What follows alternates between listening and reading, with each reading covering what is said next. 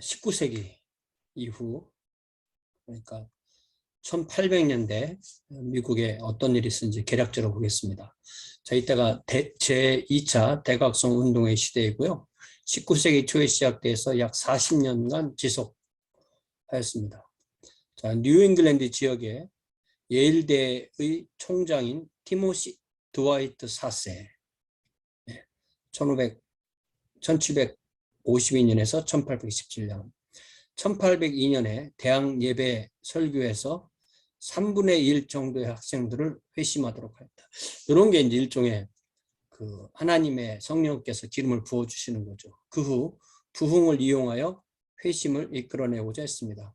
그의 제자였던 라이맨 비처, 75년에서 63년까지 또 부흥운동의 기수가 되었습니다. 그 다음에 나오는 사람은 제임스 맥그리디, 1800년 개척지인 변방이죠. 그 프론티어 개척지인 켄터키의 장로교 목사인 제임스 맥그리디의 부흥 회중으로부터 시작해서 큰 부흥이 일어납니다. 대단히 감정적이고 많은 신체적 현상이 일어났습니다. 축사, 바킹, 데브라웃, 그러니까 개처럼 짖어서 이 귀신을 쫓아내는 그런 현상이죠. 이 결과 침례교, 감리교, 장로교 등이 크게 부흥하였고 개척지의 도덕성 향상에 기여합니다. 자, 이 제2차 대각성 운동에 또 유명한 사람이 찰스 핀인데요. 찰스 그랜디선 핀이 1792년에서 1875년 법률가로 출발했지만 회심 후에 장로교 설교자가 됩니다. 그는 부흥을 어느 정도 인간의 수단으로 이룰 수 있다고 생각했습니다. 이런 게 참 독특한 거죠. 부흥을 어느 정도 인간의 수단으로 이룰 수 있다고 생각했고, 그래서 소위 새로운 방법, 뉴 메시네스.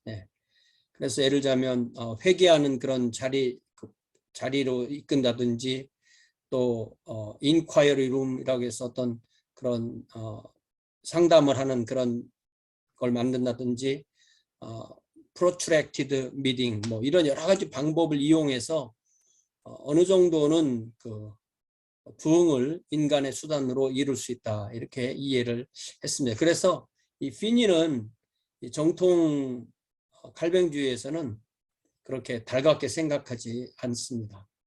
자, 그리고 이 시대가 바로 발론테리 소사이어티가 많이 생긴 시대인데, 이거는 이제 교회와 교파를 초월해서 그 개인이 자기 회비를 내고 어떤 협회를 운영해서 그 회비를 낸 것만큼 어떤 권한을 주는 그런 성경이나 소치학자협회, 우리가 잘 알고 있는 성경 반포하는 뭐 기도원협회, 이런 게 다 이런 겁니다. 그래서 그런 것도 그렇고 주일학교나 또 여러 가지 자선협회나 노예 폐지 협회, 이런 것들이 이때 정말 많이 생기고, 그렇게 해서 선교도 마찬가지입니다. 선교도 이런 협회를 통해서 소사이티라고 보통 말하는데, 이런 걸 통해서 이루어지게 됩니다. 그러니까 이것이 좀 좋은 점이, 미국이 이렇게 교파로 나뉘어져 있으니까 그 교파에서 좀 더 교파에 매이지 않고 교파를 초월해서 이런 일을 할 수가 있는 거죠. 자, 이때 생긴 독특한 하나의 교파가 바로 Disciple of Christ. 이게 이제 Church of Christ랑 같은 그런 교회이고요. 출발점이 알렉산더 캠벨인데요. 1788년에서 1866년 장로교 출신으로 1811년에 펜실베니아 주의 교회를 설립합니다. 원래는 그 스코틀랜드 사람인데 미국으로 이주해 온 사람입니다. 그는 침수 침례를 수행했고 결과적으로 이 교회는 침례교회에 가입하게 됩니다. 그러나 1832년에 다시 침례교회에서 탈퇴해서 독립교파를 형성합니다. 이 신자들의 교회에서 이 도널드 덤바가 이렇게 신자들의 교회 예로 이렇게 든 교회 중에 하나가 바로 이 그리스도의 교회예요. 신약 환원주의자라는 제목으로 238페이지부터 한 몇십 페이지를 238페이지부터 256페이지 한 30페이지 정도를 기록해냈는데 요 알렉산더 캠벨 또 알렉산더 캠벨의 아버지가 그러니까 토머스 캠벨이라는 분이 있거든요. 토머스 캠벨이 먼저 미국에 오게 되고 그 다음에 알렉산더 캠벨이 오게 되고 그래서 이분들이 이제 처음에는 침례교회에 합류했다가 다시 분리되어서 요 사람들이 이제 독특한 교파를 만들 때 요 바르톤 스톤 1832년에 켄터키주 부흥운동으로 생긴 집단 중에 바르톤 스톤이 이끄는 신강파와 병합하게 됩니다. 그때가 1832년경 되고요. 그래서 이런 것을 이렇게 자세하게 하면은 훨씬 더 자세해지고 간단하게 얘기하면 훨씬 더 간단해지는 그런 이제 역사 공부가 되게 됩니다. 그리고 그렇게 해서 요 사람들이 둘이 합한 해가 1832년이고요. 1832년에 둘이 합해서 요 사람들이 나중에 정착된 것이 이 그리스도의 교회, 크리스찬 처치스 내지는 Disciples of Christ 또 Churches of Christ 이런 이 이름을 잘 보면 알지만 요 이름들이 다 신약 성경에 있는 이름들이에요.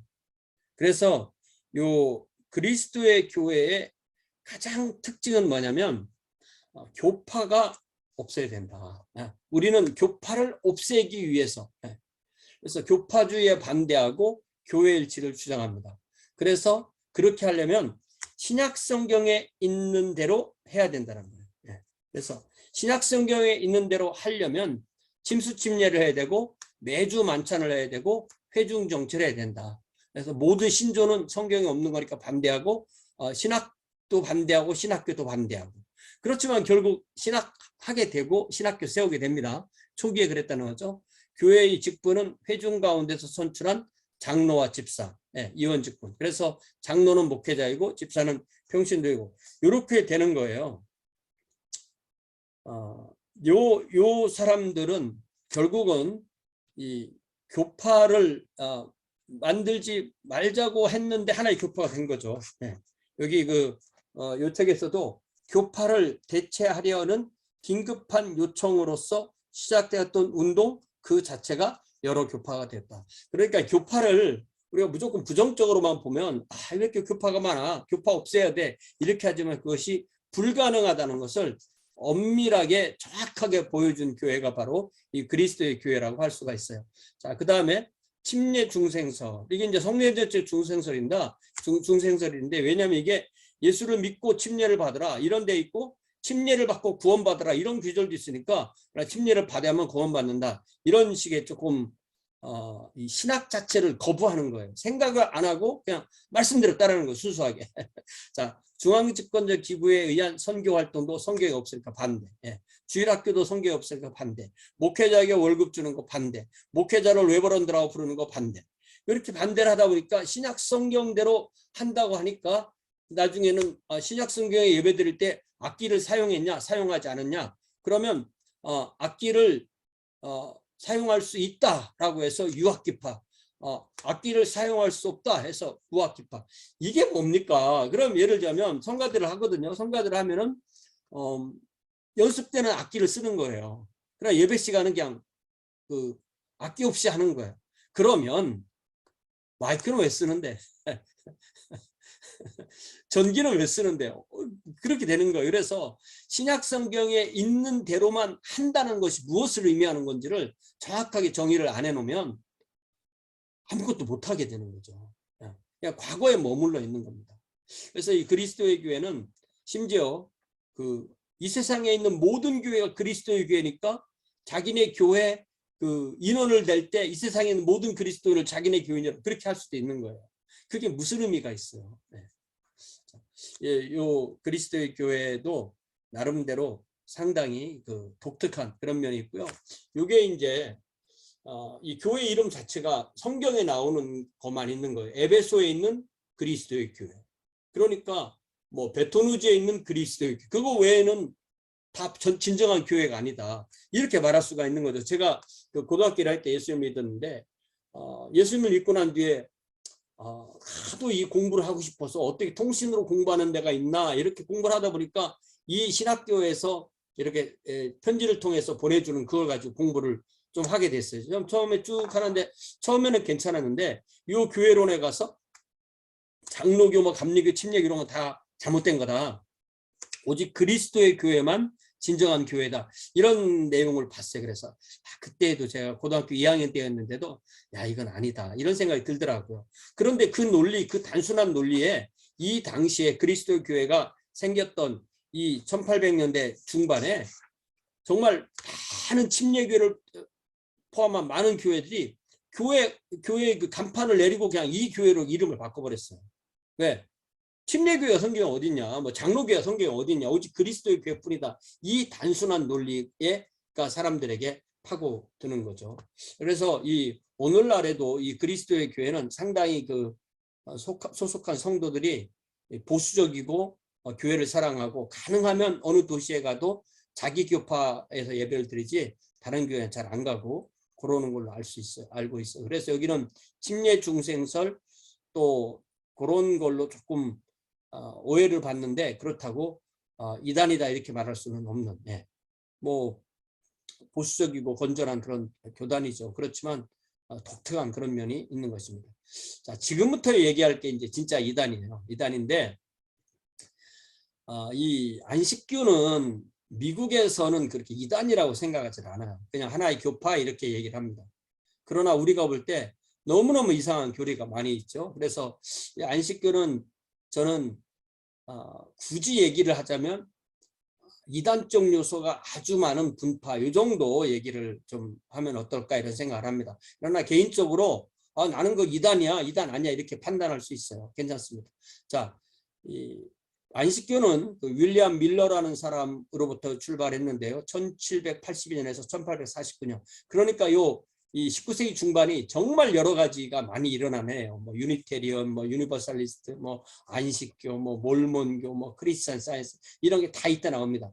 자, 1826년 뉴욕 부흥 운동으로 개심한 밀러는 다니엘 또 요한계시록을 14년 동안 혼자 열심히 연구한 후에 예수님이 1843년 3월에 재림하신다. 그러다 또다시 44년 10월 22일에 예수님이 재림하신다 등으로 날짜를 바꾸고 결정을 합니다. 그래서 그를 따르던 신도 가운데 일부가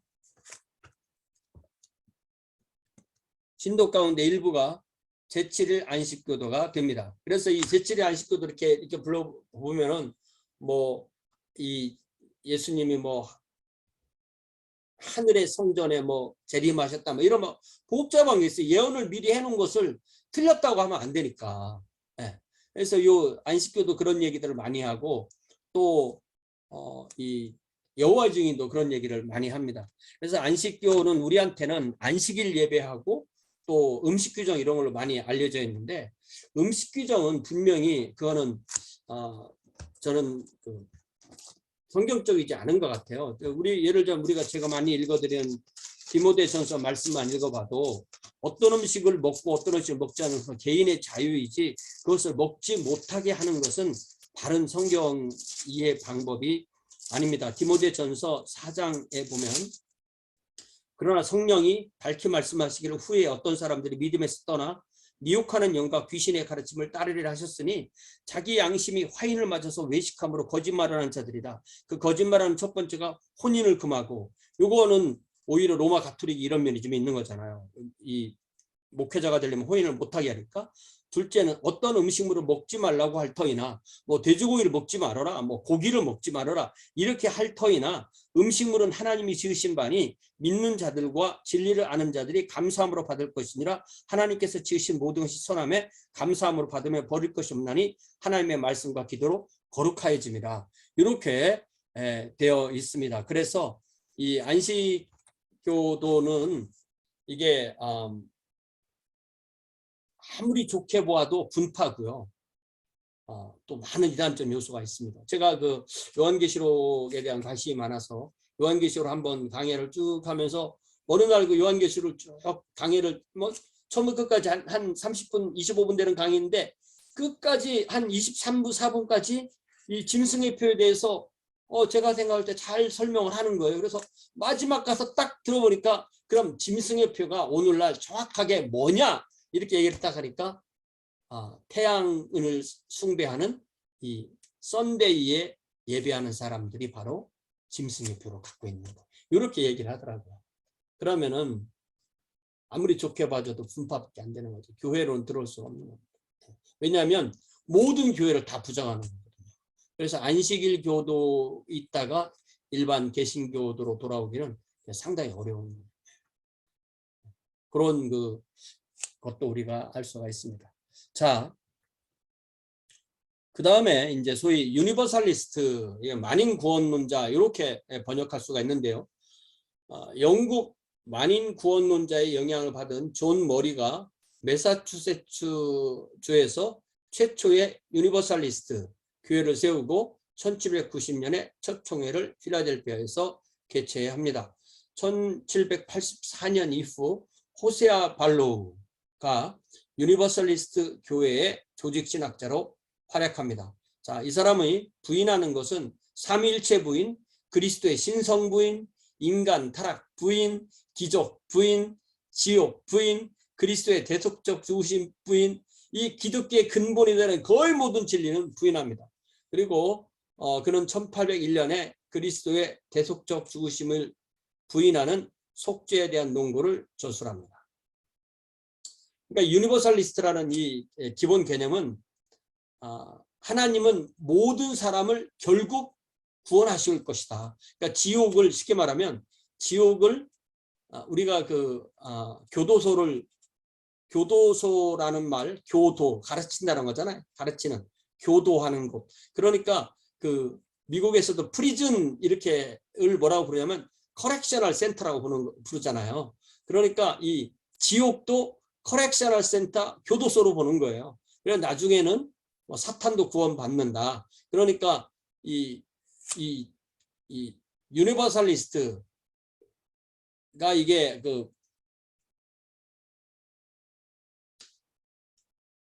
엄청 저희가 많거든요. 옵션이 많은데 옛날에 오리게니스 간 사람은 사탄도 구원받는다 이렇게 생각했잖아요. 그래서 우리가 이 유니버설리스트 이거는 쉽게 말하면 이단이에요. 이거는 인간의 어떤 생각을 만든 그런 신학입니다. 성경적이잖아요. 성경은 요한계시록은 분명히 새하늘과 새 땅과 불못으로 끝나잖아요. 네. 여기 불못으로 분명히 끝납니다. 여기 요한계시록 20장 11절 보니까 내가 보니 흰 보좌와 그 위에 앉으신 이를 보니 땅과 하늘이 그 앞에서 피하여 간데 없더라. 또 내가 보니 죽은 자들이 큰 자나 작은 자나 그 보좌 앞에 서 있는데 책들이 펴 있고 또 다른 책들이 펴졌으니 곧 생명책이라. 죽은 자들이 자기 행위를 따라 책들에 기록된 대로 심판을 받으니 바다가 그 가운데서 죽은 자들을 내어주고 또 사망과 음부도 그 가운데서 죽은 자들을 내주매 각 사람이 자기 행위대로 심판을 받고 사망과 음부도 불못에 던져지니 이것은 둘째 사망 곧 불못이라. 누구든지 생명책에 기록되지 못한 자는 불못에 던져지라. 이게 성경의 마지막이에요. 근데 이거를 사람의 생각으로 자꾸 이게 무기징역이 아니라 유기징역이다 이렇게 생각하는 게 유니버설리스트입니다. 자, 근데 재밌게도 1961년에 미국에서 이 유니버설리스트 만인구원론자들은 유니테리언과 결합해서 유니테리언 유니버설리스트 협회를 만듭니다. 그래서 지금도 미국의 웬만한 도시에 가면은 우리 이 도시에도 있는데 교회가 유니테리언 유니버설리스트 철치예요. 그러니까 이 하나님 한 분, 그러니까 삼일체를 믿지 않는 그 하나님이 온 세상의 사람을 결국은 다 구원하고 말 것이다. 이런 것으로 교리를 세운 교회인데 지금도 있습니다. 요 교회들이 있어요. 유니테리언은 그럼 어떻게 생겨났느냐? 뉴잉글랜드 지방의 부흥운동에 반대하였고 결국 더 나아가서 반삼일체가 되었습니다.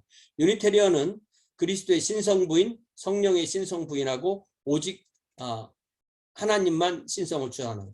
그래서 예를 들자면 유대교 또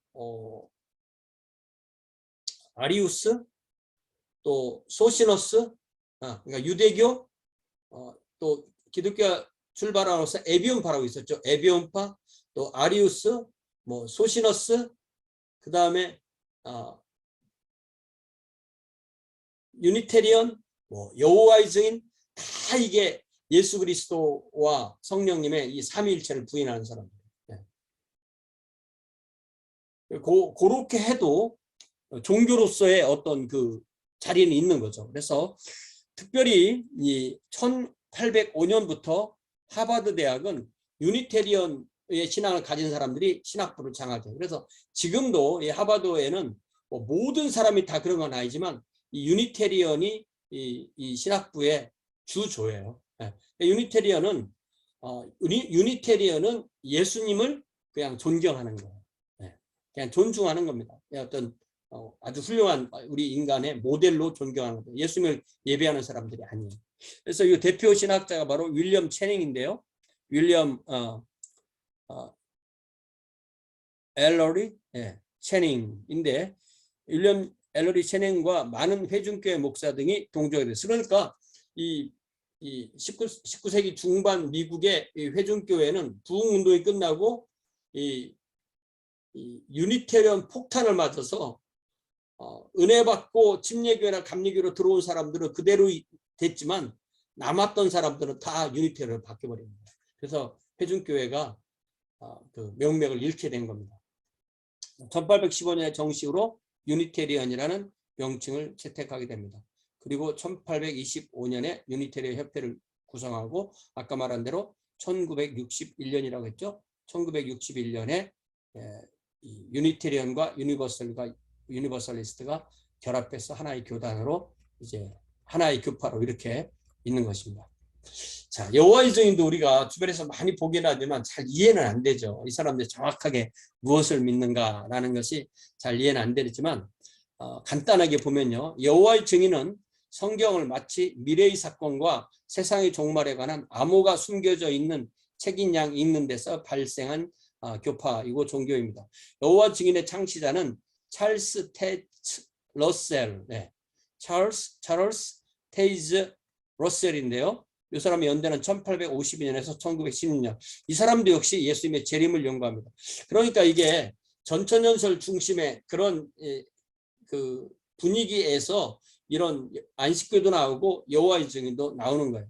그런 사탄의 3대 무기가 있는데 그것이 바로 정부, 그리고 기업, 그리고 교회라고 생각했어요. 그러니까 이 로마 가톨릭이든 개신교든 다 그게 사탄의 무기다. 그건 다 사탄에게 예배하는 것이다. 이렇게 생각하는 거죠. 그리고 이게 명확하게 이단인 것이 삼위일체를 거부하고 예수의 신성을 거부하고 재림은 이미 1872년에 이루어졌고 세상의 종말이 1914년부터 시작됐다. 이것도 역시 하늘에서 벌써 그렇게 되고 있다. 이런 식으로 얘기를 합니다. 그래서 이 사람들이 많이 얘기하는 14만 4천이 하늘에 올라갈 수 있는 성도는 14만 4천 뿌리고 나머지 성도들은 이 땅에서 있을 것이다. 이렇게 하늘로 가는 성도와 이 땅에 남는 성도를 구분합니다. 1879년에 시온의 파수대, 소위 우리가 여호와의 증인들이 많이 가지고 다니고 또 팔기도 하는 워치타워라는 잡지를 발간하기 시작했고요. 1814년에 예언했던 그 1814년이 세상의 종말이라고 했지만 세계 제1차 대전이 발발했죠. 네. 세계 제1차 대전 이렇게 쓰지 않고 제1차 세계대전 이렇게 써야 되죠. 보통. 네. 제1차 세계대전이 발발했지만 러셀이 예언했던 아마겟돈 전쟁이 일어나지 않았고 그리고 러셀은 2년 후에 사망하게 됩니다. 자, 그리고 후계자가 바로 조셉 루더포드라는 사람이 러셀 다음에 그 후계자가 되었는데 이 사람이 바로 1931년에 이 운동을 여호와의 증인이라고 그렇게 명명한 사람이 바로 이 루더포드입니다. 제가 딱 찾을지는 모르겠는데 이사야에 보면 너희는 여호와의 증인이다. 이런 말에서 이 여호와의 증인이라는 이름을 가지고 온 거예요. 네. 여기 딱 이렇게 나오네요. 이사야 44장. 자, 6절부터 보니까 이스라엘의 왕인 여호와 이스라엘의 구원자인 만군의 여호와가 이같이 말하노라. 나는 처음이요 나는 마지막이라 나 외에는 다른 신이 없느니라. 내가 영원한 백성을 세운 이후로 나처럼 외치며 알리며 나에게 설명할 자가 누구냐. 있거든 될 일과 장차 올 일을 그들에게 알릴지어다. 너희는 두려워하지 말며 겁내지 말라. 내가 예로부터 너희에게 듣게 하지 아니하였느냐 알리지 아니하였느냐. 너희는 나의 증인이라. 나 외에 신이 있겠느냐. 과연 반석은 없나니 다른 신이 있음을 내가 알지 못하노라. 요게 여호와의 증인이에요. 그러면 우리 개신교도나 로마 가톨릭은 누굽니까? 우린 누구예요? 우리 여호와의 증인 아닙니까? 우리 여호와의 증인도 되는 거예요. 그러나 엄밀하게 말하면 신약 성경의 근거로 말을 하자면 바로 우리는 그리스도의 증인인 거죠. 마태복음 28장에 예수께서 나와 말씀하여 이르시되 하늘과 땅의 모든 권세를 내게 주셨으니 그러므로 너희는 가서 모든 민족을 제자로 삼아 아버지와 아들과 성령의 이름으로 침례를 베풀고 내가 너에게 분반 모든 것을 가르쳐 지키게 하라. 볼지어다 내가 세상 끝날까지 너희와 항상 함께 있으리라. 우리는 우리 주님 메시아이신 예수 그리스도를 증언하는 것이 우리의 정체죠. 또 사도행전 1장 7절 8절 오직 성령이 너희에게 임하시면 너희가 권능을 받고 예루살렘과 온 유대와 사마리아와 땅끝까지 이르러 내 증인이 되리라. 그리스도의 증인이죠. 엄밀하게 말하면. 여호와의 증인만 가지고는 구원을 못 받는 겁니다.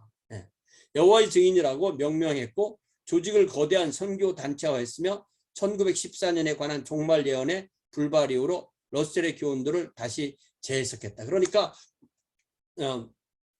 이 종말을 그러니까 재림을 안 한 게 아니라 재림을 해서 지금 그 성도들을 이렇게 일일이 이렇게 구분하고 있다. 그래서 여호와의 증인 교리하고 안식 교리가 상당히 비슷한 부분도 있습니다. 기본 교리가 그리스도는 쉽게 말하면 피조물이지 하나님이 아니다.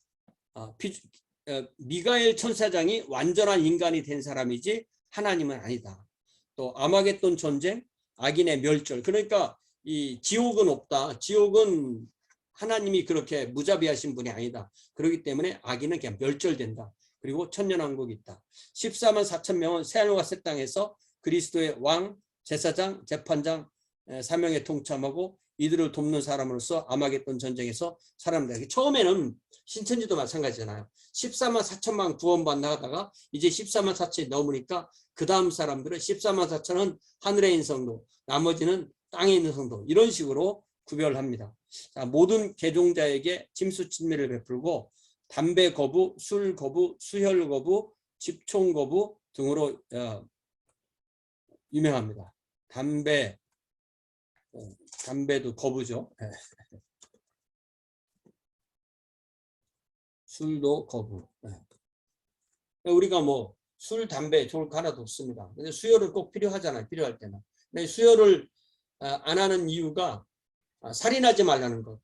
피가 생명인데 남의 피를 받는 것은 살인하는 거고, 그러니까 피를 받으면 살인이다 이렇게라는 거죠. 그 다음에 사람을 미워하지 말라고 했는데 이 총으로 사람을 쏠 이 훈련을 받는 것은 살인하는 거다. 그래서 군대 입대를 거부하고 또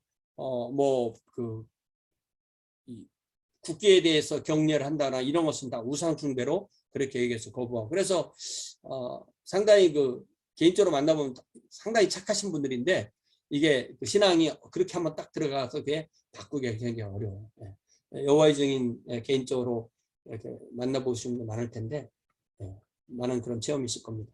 자, 그 다음에 그 유명한 몰몬교회. 몰몬교회의 정식 명칭은 The Church of Jesus Christ of the Latter Day Saints. 후기의 성도, 말일 성도의 예수 그리스도의 교회. 그래서 이것을 한국어로는 말일성도 예수 그리스도교 이렇게 해요. 말일성도 예수 그리스도 교회.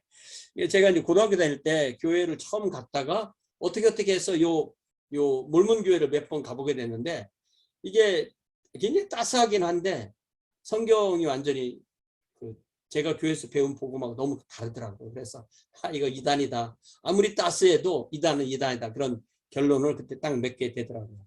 1830년 조셉 스미스가 창설합니다. 이 사람이 이제 1805년생인데 44년에 죽었으니까 39살에 죽는 거잖아요. 어릴 때 조셉은 농사에는 취미가 없었고 보물찾기를 좋아했고 어디 가면 보물이 숨겨져 있다 이런 환상을 본다고 주장했습니다.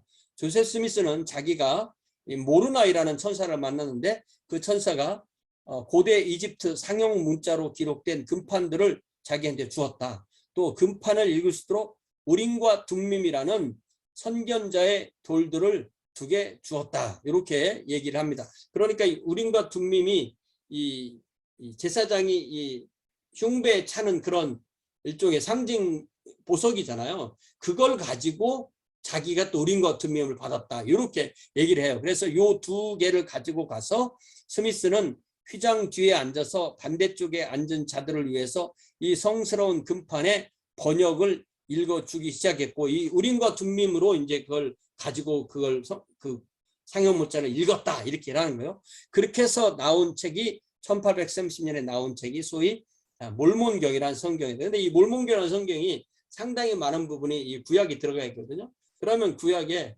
그 킹제임스 같은 부분이 많이 들어가 있는 거예요. 그러니까 이게 많은 사람들은 이 몰몬경이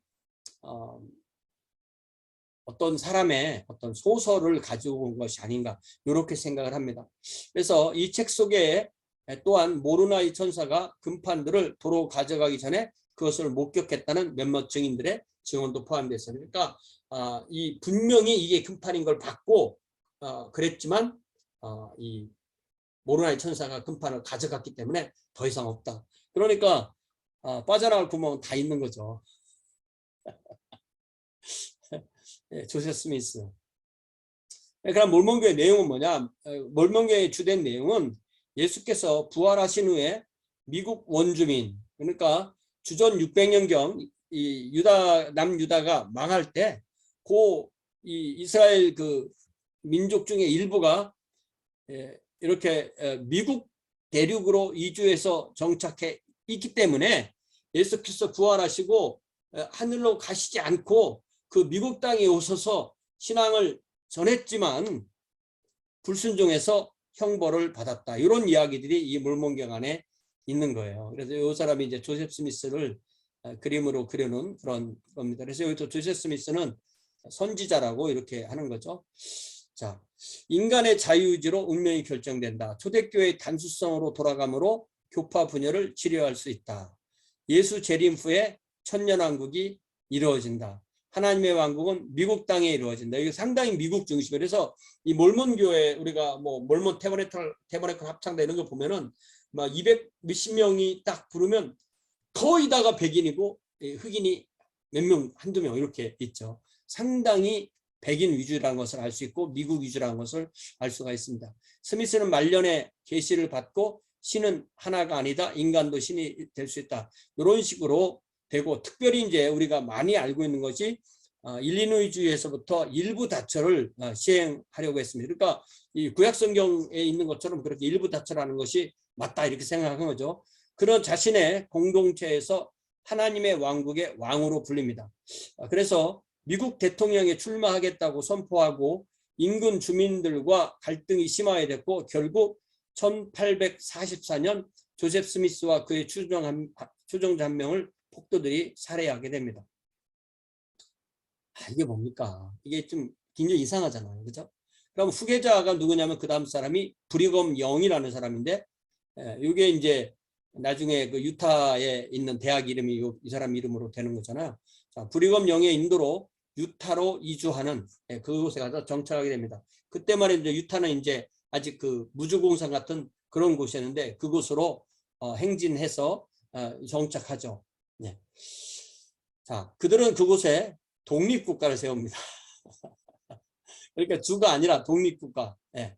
그런데 1850년 미국의 서진 확장 정책의 일부로 그들과 병합을 결국 했지만 이때 어떤 갈등들이 생기게 됐고 특별히 이 영이 원래 스미스는 일부 다처제를 채택하라는 환상을 받았었다고 선언함으로써 우리는 일부 다처제를 간다 이렇게 하게 됐고 결국 1857년에 이 몰몬교의 이 유타 나라와 미국 사이에 전쟁이 벌어지게 된 겁니다.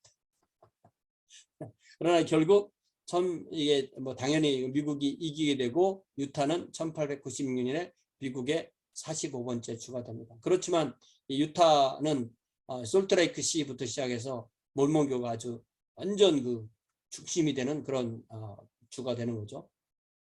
점차로 주위 많은 미국 사회의 영향을 받지 않을 수 없었고 따라서 환상과 공동생활도 포기하고 마침내 1880년에는 일부 다처제도 공식적으로 폐지합니다. 그래서 거기 안에서 아주 찐 보수 이런 사람들이 남아서 지금도 일부 다처를 하는 그런 데가 있죠.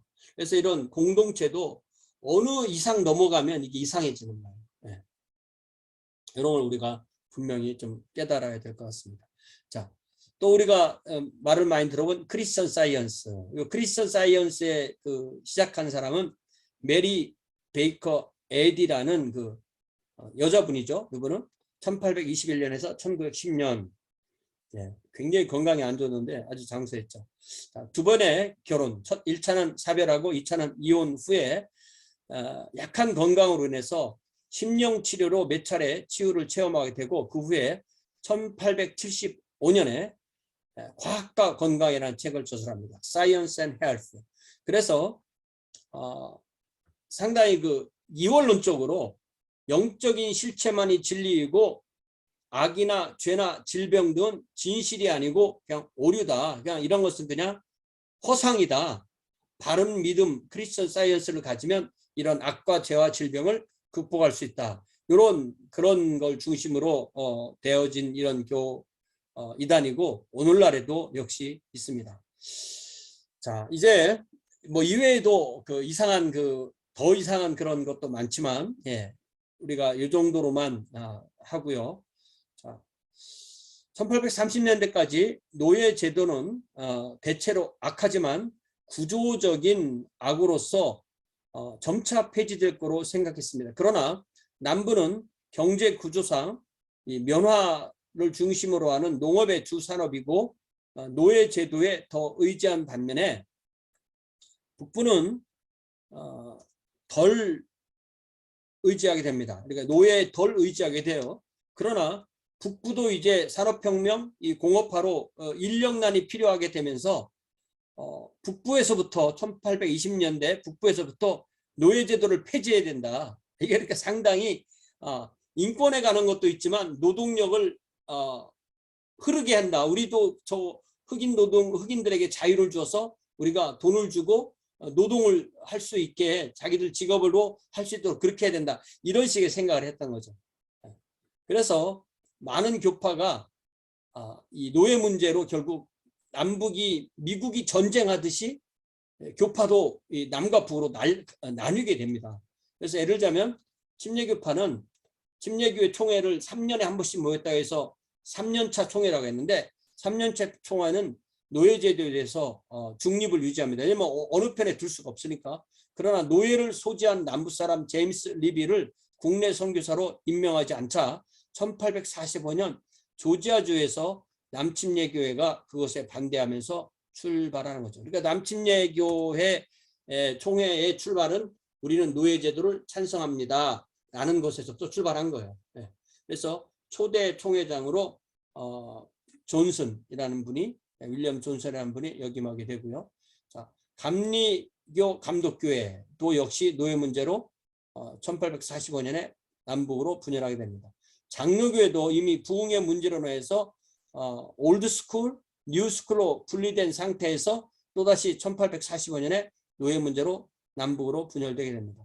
자, 1864년에 남쪽의 두 파가 결합해서 미국 장로교회 Presbyterian Church in the United States, PCUS, 요게 이때부터 시작된 거죠. 요 교단은 좀 더 칼뱅주에 가깝고, 그러니까 한국말로는 교파가 있고 교단이 있어서 좀 좋아요. 장로교라는 말이 붙으면 다 그냥 장로 교파, 그러나 그 안에서 하위 조직은 교단 이렇게 부르면 말이 편해지죠.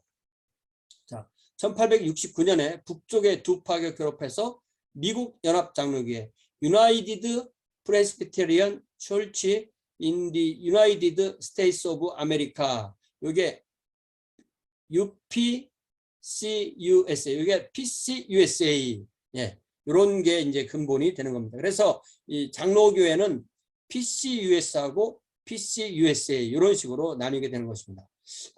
요 교단은 칼뱅주에 좀 덜 가깝다, 이렇게 차이가 볼 수 있어요. 여기까지가 이렇게 다양한 그러한 새로운 운동들이고요. 자, 지금부터 공부하는 요 자유주의, 요게 우리에게 아주 핵심적인 내용이에요. 자유주의와 극단적인 대치를 하고 있는 것이 근본주의고요. 이 근본주의에서는 좀 더 떨어져 나와서 자유주의적인 성격도 있지만 그래도 근본주의에 있는 것이 신정통주의고, 그렇습니다. 그래서 요 자유주의 근본주의를 알아야 이제 우리가 신정통주의를 이해할 수가 있어요. 자, 자유주의는 리버럴리즘, 근본주의는 펀더멘털리즘, 이렇게 말해요. 자, 자유주의, 리버럴리즘 부분은 자유주의 운동, 올드 옵티미즘 이렇게 말하고, 주요한 연대는 1825년에서 1933년. 자, 요 사람들의 신앙을 한마디로 정리한 게 리차드 니버의 The Kingdom of God in America에서 요 사람들을 뭐라고 정의했냐면 십자가에 죽으심 없는 그리스도. 우리 주님은 십자가에 죽으셨는데 그 십자가에 죽으심이 없다는 것은 예수 그리스도를 십자가를 빼고 그냥 하나의 사람으로 따라가겠다는 거죠. 하나의 모델로. 사역을 통해서 죄 없는 인류는 죄인이라고 하지 말아라. 인류는 그냥 선한 존재다. 죄 없는 인류를 그의 왕국으로 인도하시는, 진노하지 않으신 하나님이 뭐 이렇게 사람을 벌주고 그런 하나님이 아니다. 그래서 이게 우리 번역어는 하나님이 맨 뒤에 와 있지만 영어로는 맨 앞에 나오죠. A God without wrath brought man without sin into a kingdom without judgment through the ministrations of Christ without the cross. 그러니까 없는 게 몇 가지예요. 하나님은 진노하지 않으시지, 인간은 죄가 없지, 하나님의 왕국은 심판이 없지, 그리고 예수 그리스도는 십자가를 지지 않으셨지. 이런 것이 자유주의를 최대한 잘 요약한. 그러니까 이 학자들은 이런 걸 잘하는 사람이니까 이것을 정리한 사람이 누구? 리차드 니버, 미국의 신학자. 나중에 이렇게 정리한 거죠. 자, 그러면 유럽 최초의 현대 신학자인 슐라이어마허. 이거를 옛날에는 뭐 슐라이에르마허 이렇게 했는데 요즘은 슐라이어마허 이렇게 나왔대요. 슐라이어마허의 영향을 받은 호레이스 부슈넬은 개종과 회심보다는 어려서부터 그리스도교의 성품으로 양육할 것을 강조합니다. 크리스천 네이처라는 책을 통해서 이걸 강조해요. 1880년대 설교자 헨리 비처는 진화론을 종교 지식의 핵심으로 제시합니다. 자, 북침례교회 조직신학자 윌리엄 뉴턴 클라크는 그리스도교 신학 요약을 저술해서 자유주의를 교류합니다. 그러니까 이 이 남침예교와 북침예교가 이렇게 분열될 때 북침예교는 훨씬 더 진보적인 방향으로 가게 된 거죠. 이 저서는 1900년대 신학대학교 교수진들에게 큰 영향을 일으키게 되고 그러자 1910년대 보수 진영의 반격이 시작됩니다. 그래서 1920년대에는 근본주의 대 자유주의의 진영으로 미국이 크게 나뉘게 됩니다. 자, 1930년대 이르러 낙관적 종말론의 허구성에 많은 사람들이 실망하게 됐고 아울러 칼바르트가 신정통주의를 통하여서 네오 올소독스 그러니까 자유주의, 근본주의 이렇게 딱 두 개로 나뉘었을 때 이 칼바르트가 딱 들고 나온 것은 17세기 개신교 정통주의를 새롭게 했다 해서 네오 올소독스 이렇게 정의가 되는 것입니다. 신정통주의를 통하여서 자유주의 및 낙관주의를 공격하고 자유주의의 아성을 무너뜨립니다. 자유주의의 아성을 무너뜨립니다. 바르트는 자유주의적 성서관은 극복하지 못했지만 인간의 죄성과 하나님의 절대적인 구원을 강조했습니다. 그러니까 이 바르트는 자유주의적인 면이 있지만 그래도 루터 칼뱅을 잇는 그런 선에 있는 것이고 장로교파 안에서도 좀 더 보수적인 사람은 이 칼바르트를 좀 더 공격하고 좀 더 진보적인 사람은 칼바르트를 옹호하고 그렇게 되는 것입니다. 자, 자유주의의 교리적 특징을 좀 더 자세하게 보면 자유주의는 인간의 죄보다는 인간의 잠재적 가능성을 더 강조한다. 종교성이 떨어지는 거죠. 인간성에 대해서 낙관적이다. 진화론 또 과학적 방법에 대해서 개방적이다. 성서 연구의 역사적 비평 방법을 이용한다. 뭐 고등비평 여러 가지 고등비평을 다 이용한다는 거죠. 예수 그리스도의 신성은 많이 얘기하지 않고 인성을 강조하고 역사적 예수에 중점을 두는 거죠. 교리보다는 윤리성을 강조하고 교리학과 윤리학의 구별이 없다. 그러니까 신학은 곧 인간학이다. 뭐 이런 식으로 되는 거죠. 철학에 좀 더 중점을 둔다. 요거에 대한 반동이 근본주의입니다. 펀더멘털리즘. 미국 근본주의는 19세기 자유주의에 대한 반작용입니다. 특히 과학적 방법, 역사적 비평 방법, 진화론 등의 반대에서 일어난 운동이 미국 근본주의고요. 자, 1895년 출발점이 1895년 뉴욕주의 나이아가라. 그러니까 이게 나이아가라가 이게 캐나다도 있고 미국도 있잖아요. 그러면 이게 나이아가라 시리라는 그 시가 있는 거예요. 나이아가라 시리. 그러니까 파나마 비치하고 파나마 비치 시리하고 파나마 비치가 있는 그 도시가 시리잖아요. 그래서 요 나이아가라가 강이 그 폭포 이름이니까 폭포에서 회의를 했다는 게 아니고 그 나이아가라 시의 호텔에서 회의를 했다는 거예요. 그래서 요 나이아가라 컨퍼런스가 이제 그 호텔에서 열리는데 거기에서 근본주의 5대 교리를 채택하게 됩니다. 이거는 그냥 초급화적인 거죠. 성경의 영감성과 무호성, the inspiration of the Bible by the Holy Spirit and the inerrancy of Scripture as a result of this. 그러니까 성령께서 영감해 주셨기 때문에 성경에는 오류가 없다. 이 inerrancy라는 말이 그 유명한 성경의 무호할 때 쓰는 단어입니다. 두 번째가 예수 그리스도는 동정녀로 탄생했다. The virgin birth of Christ. 그러니까 예수 그리스도가 이 마리아에게 잉태될 때는 이 남자에 의해서 잉태된 게 아니라 성령으로 잉태됐고 그때 이 마리아는 처녀였다. 이런 것이죠. 이건 성경이기 때문에 반드시 우리가 믿는 거고 근본주의에서도 그것을 강조하는 것입니다. 예수 그리스도의 죽으심은 죄를 위한 대속적 죽으심이다. The belief that Christ's death was an atonement for sin. 그러니까 예수님의 죽으심이 무슨 뭐 모델이 된다든지 뭐 사랑의 무슨 뭐 가말한다든지 이런 게 아니고 나와 너 하나님의 택한 자를 위해서 아니면 온 세상을 위해서 대속적 죽으심으로 죽으신 것이다. 요거를 강조하는 거고요. 예. 그리고 예수 그리스도의 몸의 부활. 예. The bodily resurrection of Christ. 예수님이 부활하신 그 몸은 이 영이 아니고 몸이다. 우리가 그 몸으로 부활할 거다. 이것이 이제 핵심 사상이라는 거고요. 그 다음에 그리스도의 기적의 역사적 사실성. 요 다섯 번째에 전천년왕국, 천년왕국 이런 게 들어가는 그런 걸 얘기하는 사람도 있는데 또 요거 이렇게 했을 때 보통 이것을 근본주의 다섯 교리라고 그러니까 근본주의 다섯 교리는 이게 잘못된 교리가 아니에요. 교리 자체는 맞는데 어떤 기독교를 대하는 태도가 너무 내로우하다는 거예요. 요거 외에는 다 우리처럼 믿지 않으면 다 기독교가 아니야. 이렇게 너무 이렇게 좁다는데 이 근본주의에는 가장 큰 문제가 있습니다.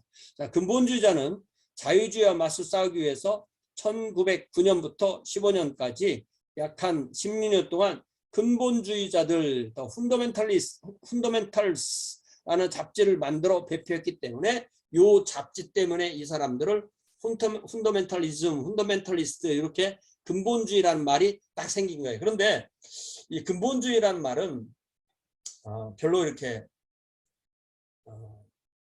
칭찬이 아니에요. 오늘날 분위기가.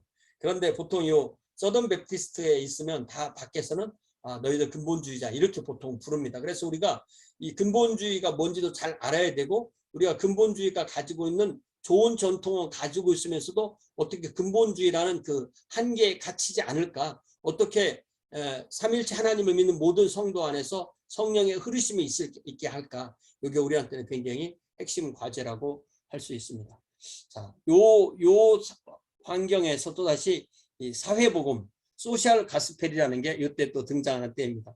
참 하나 이야기가 뭐 루터같이 쫙 이어지는 게 아니고 딱딱 끊어져서 새로운 얘기가 많으니까 좀 혼란스럽기도 할 텐데 그래도 이것이 사회의 흐름이니까 이 정도는 우리가 알아야 됩니다. 자, 소셜 가스펠, 사회복음. 회중교회 목사인 워싱턴 글래든과 북침예교 교회사 교수인 월터 라우센부시, 이 사람이 이제 핵심이에요. 1861년에서 1918년.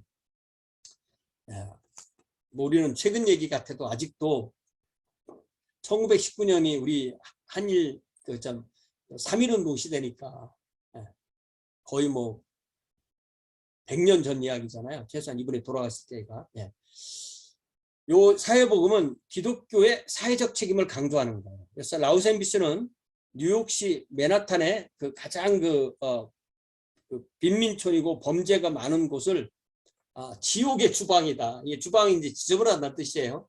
지옥의 주방 지역에서 목회하면서 가난하고 소외된 사람들의 문제를 파악합니다. 그래서 1907년 그리스도교와 사회의 위기, Christianity and the Social Crisis를 저술해서 사회복음의 기수가 됩니다. 그러니까 이 사람이 주장한 것 자체는 잘못된 게 아니에요. 그러나 이것에만 기독교를 묶어놓으면 또 잘못이죠. 사회복음의 주된 내용은 다음과 같습니다. 하나님의 왕국, 하나님의 나라의 도덕적 윤리적 중심성을 강조하고 미국을 하나님의 나라로 만들자고 했고, 또 사회 문제의 정확한 파악과 그 문제에 대한 교회의 관심이 고조되고, 이게 그거에만 강조하다 보니까 점차 이제 진보적인 자유주의로 그런 분류가 되게 되는 거죠. 그러니까 우리가 이 해방신학도 마찬가지입니다. 해방신학을 우리가 전체를 다 버려도 안 되고 다 받아들여도 안 되는 거예요. 이 사회복음도 전체를 다 버려도 안 되고 다 받아들여도 안 되는 거예요. 어느 부분은 우리가 받아들여야 되고 어느 부분은 우리가 거부해야 되고, 이런 이 취사 선택을 할 수 있는 능력이 없으면 우리는 공부하지 않은 사람이죠. 공부하지 않은 사람은 취사 선택의 능력이 없으니까 다 받아들이거나 다 버리는 거예요. 그러면 정말 공부를 잘한 사람은, 예를 들자면 정말 이 도사를 잘하는 그런 이 부처라면은, 도서를 잘하는 이 칼잡이라면은 칼도 안 상하고 버릴 것은 정확하게 버리고 킵할 것은 정확하게, 받아들일 건 받아들이겠죠. 그 능력을 기르는 것이 바로 공부인 거예요. 그래서 우리가 지금까지 공부한 것에 의해서 이러이러한 운동들 중에서 어떤 것은 어디까지가 어떻게 잘못됐고 어떤 것은 어디부터 어디까지가 잘 됐고, 이런 부분을 어떻게 우리가 받아들여야 되고 이런 부분을 우리가 어떻게 거부해야 된다, 이런 식의 어떤 자신의 관점을 갖는 것이 중요합니다.